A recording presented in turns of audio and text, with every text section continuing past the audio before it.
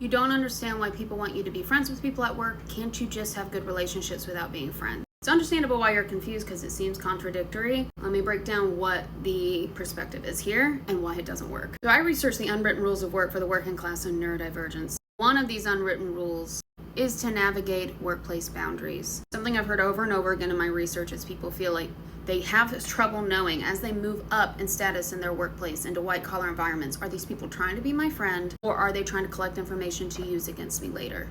In my book, I talk about how the Workplace Bullying Institute calls this type of bully the two-headed snake, the Jekyll and Hyde duplicitous person. This is part of the unwritten rule of boundaries, is navigating who is trying to be your friend and who is not. Companies want you to have friends at work because there are a lot of advantages to having people at work who are genuinely friends. They have higher job satisfaction, they tend to perform and collaborate better, they're more likely to stay. However, with bullying, all of these things are negative. So in addition to the bullying type of two-headed snake, you also run into the controversial unwritten rule, or not controversial, conflicting unwritten rule of they want you to have friends for the benefits. But when you have bullies, you get the opposite of that. You get people leaving. It's very expensive to have a workplace bully.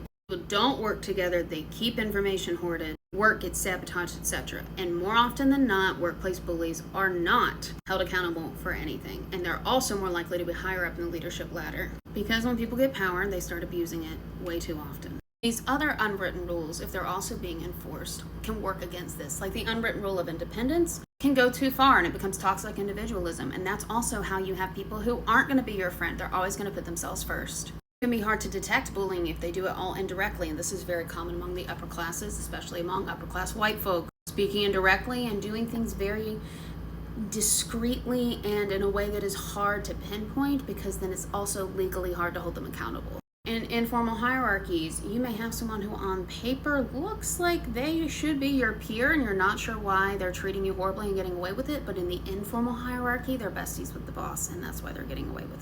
The short answer is companies want you to be friends at work because you're more likely to do more work for them.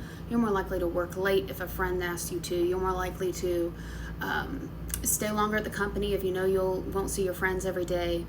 All of these things is also why the we're a family thing is so desirable, because they want that commitment of family without being your family. And so it can be ripe for abuse. Anyway, I'm finishing my book this week before I send it to the editor on Monday. While the editor reviews it, I plan on putting more energy towards my school community. Today is the last day of my special on a year of access.